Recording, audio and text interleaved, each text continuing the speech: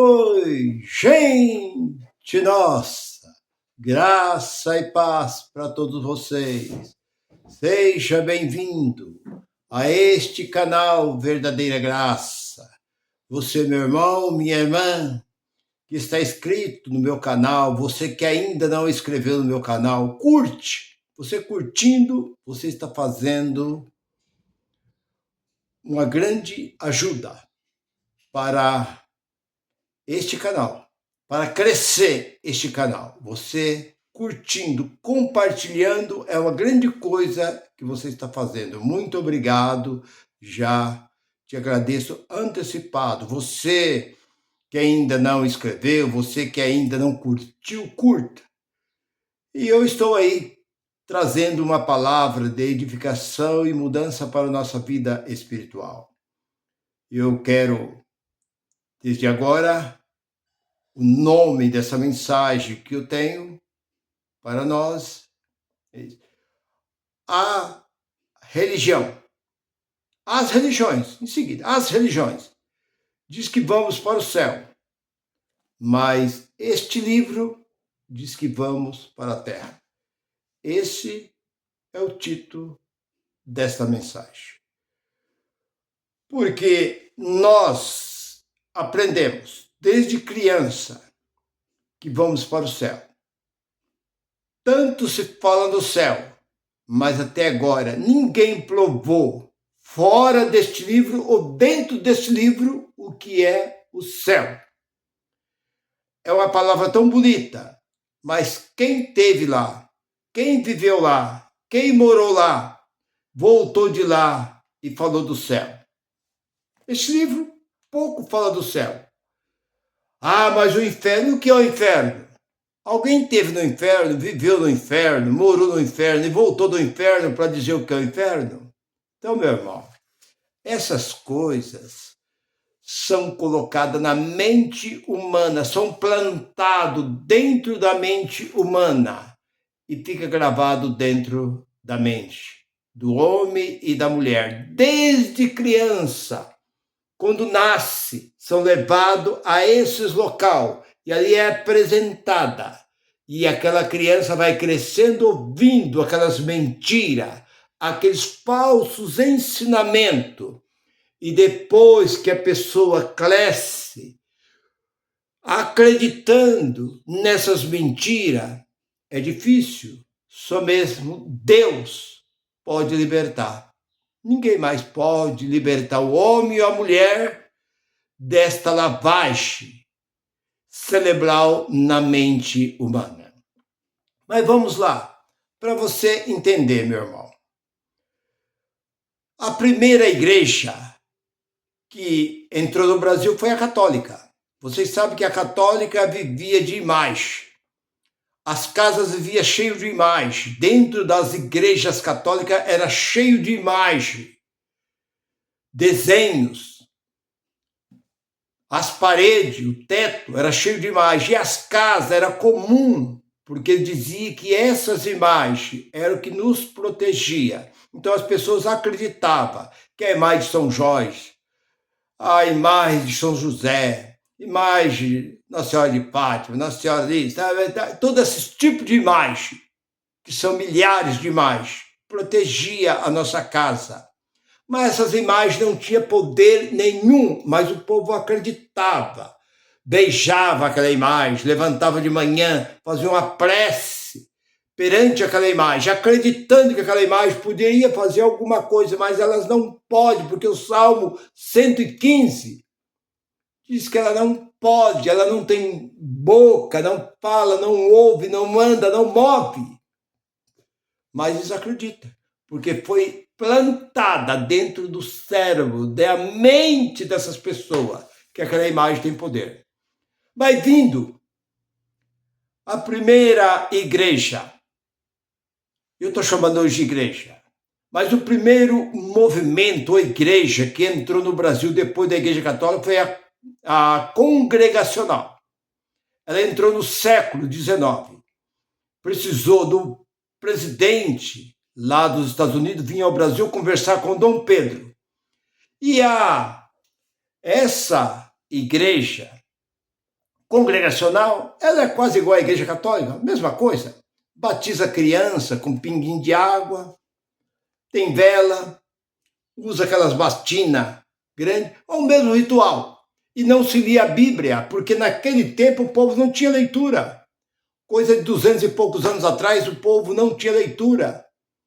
Coisa de 100 anos, eu estou vendo aí, eu estou ouvindo aí, eu estou acompanhando o documentário do Norte. Eu vejo aí que o Norte é um estado, é uns estados, não é um, todos os estados do Norte, aonde eles foram deixando de lado.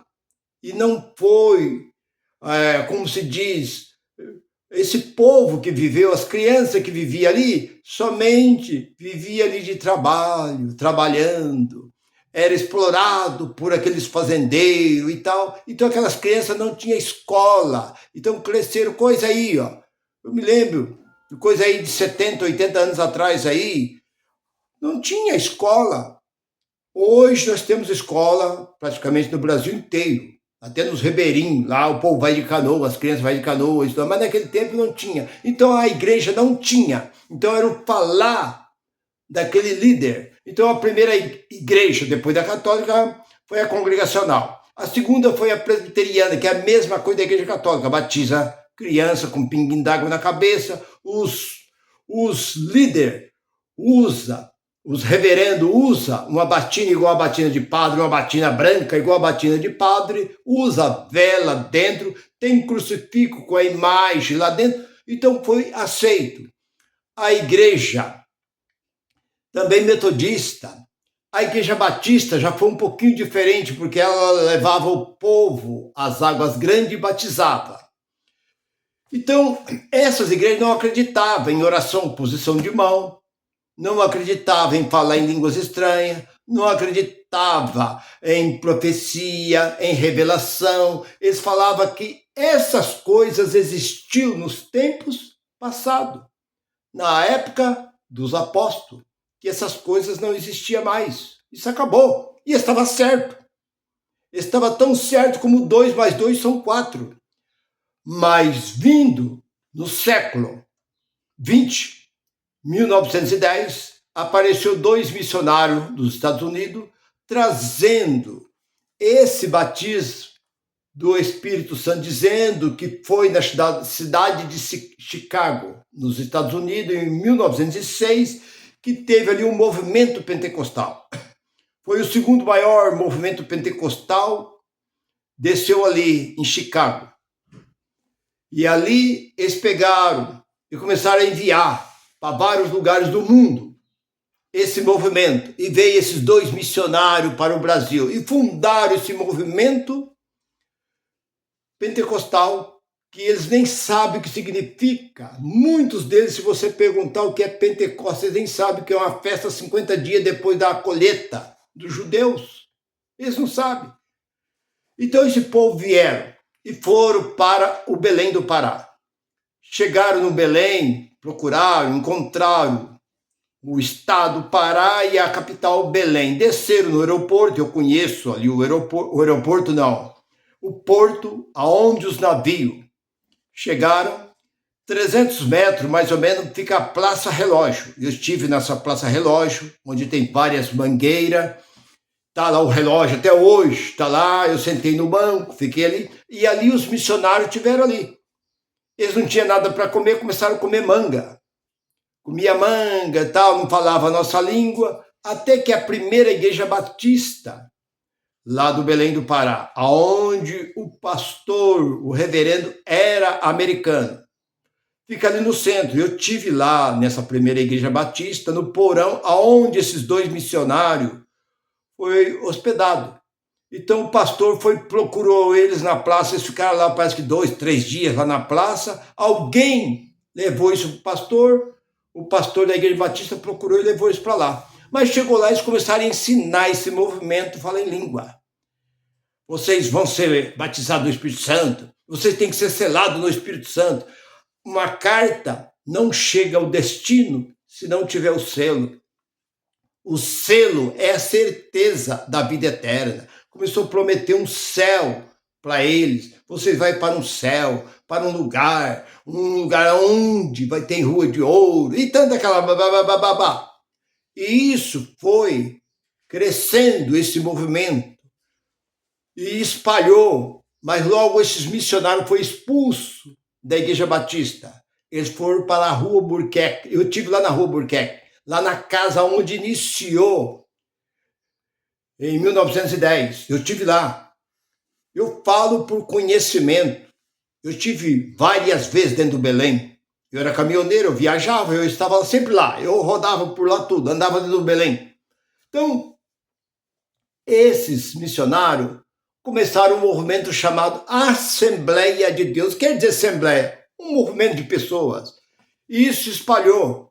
E logo trem. Eles pegavam trem, ia para São Luís, no Maranhão, ia para Recife, várias capitais, e foi se espalhando, enviando missionários, obreiro, e isso foi se espalhando. Mas quando chegou em 62, só para você ter uma base, em 62 nasce a Igreja Deus é Amor, que saiu da Igreja Brasil para Cristo, que foi fundada em 1956 por missionário Manuel de Melo. Quando essa igreja foi fundada por Davi Miranda em 62, ela saiu completamente diferente, prometendo cura. Cura e revelação. Deus está me revelando, Deus está me mostrando, profecia, revelação e cura, ungindo as pessoas, pondo a mão na cabeça do povo. E o povo corria para lá. E deu um grande movimento, porque ele foi considerado pelo povo, na verdade é uma mentira, que ele era o maior curandeiro do Brasil. E isso deu um grande movimento. E ela conseguiu se espalhar, conseguiu aí milhões de seguidores. Logo em 77 surge a Universal. Agora a Universal veio completamente diferente, com método diferente de fazer o quê? Riqueza. Venha, entra na corrente, entra nessa campanha da fogueira, você vai enricar, você que está perdendo seus negócios, você que é empresário, você que é um lojista, aí um comerciante, você que perdeu seus negócios, vem para cá, e fez um grande movimento. Então veja bem, a primeira Assembleia de Deus prometia céu, e falar em língua, falar em mistério, selo do Espírito Santo, só vai para o céu quem tem o selo do Espírito Santo. Conseguiu abranger muita gente. Veio a Deus é amor, cura e revelação. É isso, porque Deus me mostra isso, Deus me disse aquilo outro, tal. Conseguiu arrastar muita gente. Vem a Universal prometendo para o povo riqueza. E isso conseguiu trazer muita gente. Mas esta Bíblia desmente tudo isso.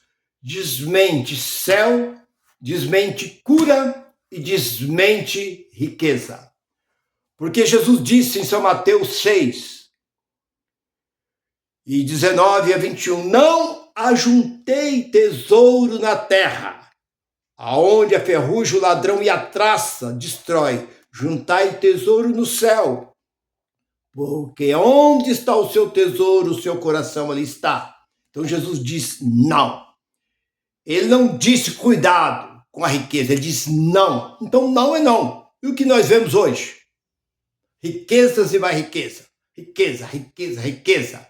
Fiquei sabendo agora, por intermédio do irmão, que tem um pastor lá na Paraíba, lá na capital da Paraíba, que ele ganha 200 mil por mês, a mulher dele 120 e o filho dele 80. Só os três tira 400 mil da igreja. Assembleia de Deus. Tá aí. E aí? Bom, vamos lá. Aí nós olhamos para cura divina. Aonde você vê alguém ser curado? Eu nunca vi. 44 anos eu estive lá dentro. Nunca vi uma pessoa ser curada de uma dor de cabeça. Orar para os enfermos foi coisa dos apóstolos. Esse dom foi dado aos apóstolos. Esse dom foi dado até enquanto o que era perfeito não viesse, mas o dia que o perfeito veio, que foi Cristo ressuscitado no ano 70, tudo isso acabou. O apóstolo Paulo, a virtude do apóstolo Paulo, 19:11 de Atos dos Apóstolos, até os lenços que eram tocados nas vestes de Paulo curavam os enfermos. Até o tocar nas vestes de Paulo recebia cura. As pessoas tocavam o lenço, levavam o lenço em casa, tocavam na pessoa que estava enferma e era curado. Pedro, basta a sombra, Atos 5:15. Basta a sombra de Pedro para o povo receber a cura. Então você vê que é de ver. Mas isso acabou. Foi dado. O que é? Deu. Deu é passado. Hoje, aonde existe isso? Aonde existe cura? Não existe. Aí vamos para o universal. Aonde Deus tem dado riqueza para alguém? A riqueza é coisa material. Você está dizendo, não, eu juntei tesouro na terra.